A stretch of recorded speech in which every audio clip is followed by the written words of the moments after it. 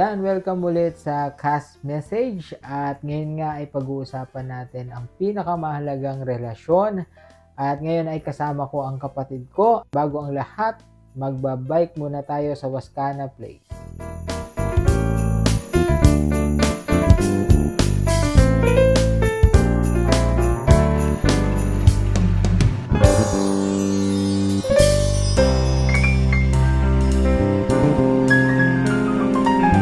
So, ayan, sa pagbabike, maraming klase ng bike. So, hindi lang isang klase siya. So, itong dala namin na isang klase lang ng maraming bike. Depende kung saan natin gagamitin.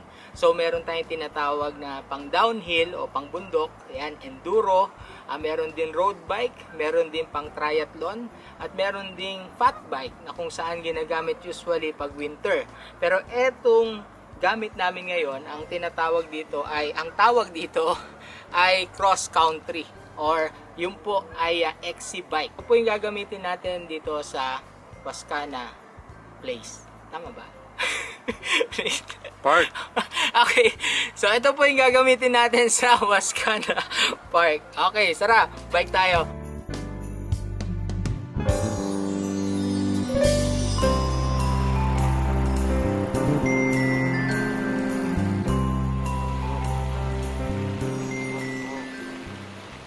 Tulad ng sa bike, iba-iba tayo pero meron tayong iisang purpose lang. At yun nga yung pag-uusapan natin at alamin natin kung ano yung design natin. Tingnan nyo yung mga bibi, nagkakasundo sila.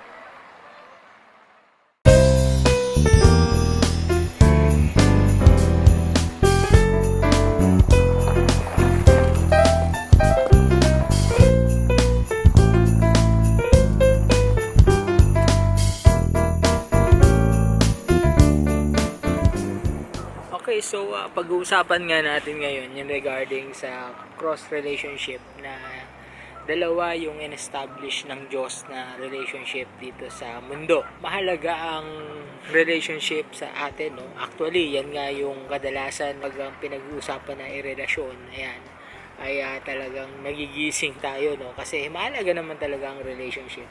So, kung bakit siya cross relationship, ang unang in-establish ng Diyos na relationship ay yung vertical relationship. At yun nga yung relationship ng Diyos sa tao. So tayo ay may relasyon sa Diyos at makikita natin kung paano niya ginawa si Adan sa Genesis chapter 2 nga. Hinulma niya si Adan at hiningahan niya. Tayo lang talaga yung merong kakayanan na makaunawa sa kalooban ng Diyos dahil tayo ay may kaluluwa, so hiningahan tayo ng Diyos. Ibig sabihin tayo lang yung may kaluluwa. At syempre ang Diyos ay espiritu eh. So nilikha niya talaga tayo ayon sa kanyang wangis. Nung nilikha ng Diyos si Eva, okay, lahat sinabi niya mabuti sa nilikha niya, no? Pero isa lang yung hindi mabuti. Hindi mabuti sa tao ang mag-isa. So nilikha niya ngayon si Eva at doon makikita natin na napaka-importante ng relasyon talaga natin sa Diyos una sa lahat. Kasi nga, 'di ba, kailangan pa ba niya talagang patulugin si Adan para lang buuin si Eva or hindi siya masaktan? Okay. So siya yung gumawa talaga ng major operation ng Diyos. Ang importance doon ay nung ginawa niya si Eva, ang una ding nakita ni Eva ay hindi si Adan kundi ang Diyos. So parehas sila na ang unang relasyon na meron sila ay yung vertical relationship. At sabi doon, after na likayin si Eva, sa kanya dinala kay Adan. At doon makikita natin na yung pangalawang relationship na in-establish ng Diyos ay yung tao sa tao. At doon makikita natin na si Eva ay ginawa kasi alam ng Diyos na hindi kaya ni Adan mag-isa. And somehow, doon makikita natin na yun yung dalawang relasyon na tinatawagan natin cross relationship, yung vertical saka horizontal. No wonder kung bakit kailangan niya i-accomplish yung cross. Ang goal talaga is i-restore niya yung relationship ng tao sa Diyos at dahil doon, ma-restore din yung relationship ng tao sa tao. Yun talaga yun, kapag hindi okay yung relationship natin sa Diyos, sa asawa man natin o sa katrabaho, sa kaibigan, somehow, laging affected yan. Once na yung relationship natin sa Diyos ay hindi okay. Sa Mark chapter 12 verse 30 to 31, ibigin mo ang Diyos ng buong puso, buong kaluluwa, buong pag-iisip at buong lakas. At ang pangalawang utos ay ibigin mo ang iyong kapwa gaya ng iyong sarili. So, equal.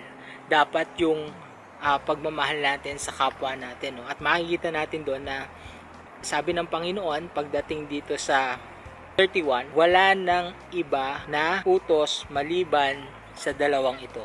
Talaga yung goal ng Panginoon na i-restore sa atin yung relationship natin sa Diyos at relationship natin sa tao. At yun yung main reason bakit siya bumaba dito sa mundo, para i-restore yung relasyon na yun. So marami nagsasabi na put God first, tama naman yun, pero wag natin kakalimutan na meron pang second commandment, at kasing halaga din yun nung ating pong relasyon sa Diyos, at yun yung relasyon natin sa kapwa. At makikita po natin yan sa Bible, no, na kung saan sinabi ng Panginoon na bago ka mag-offer sa Diyos, kung meron kang kasamaan ng loob, iwan mo muna yung offering mo at makipagkasundo ka. Hindi po sinasabi natin, mahalaga, okay kami ni Lord. Hindi po ganon. Kailangan natin maintindihan na dalawa po yung utos, at sabi ng Panginoon, lahat ng utos ay nakapaloob dito sa dalawa na to.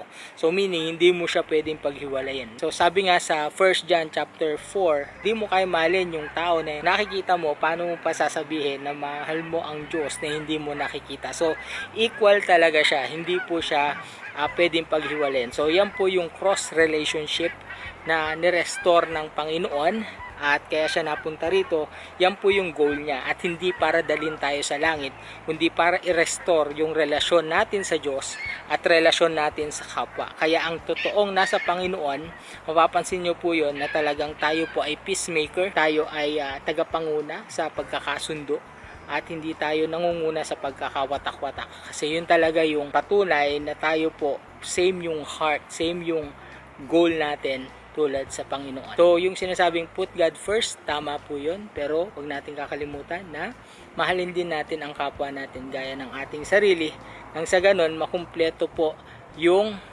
kalooban ng Diyos sa buhay po natin.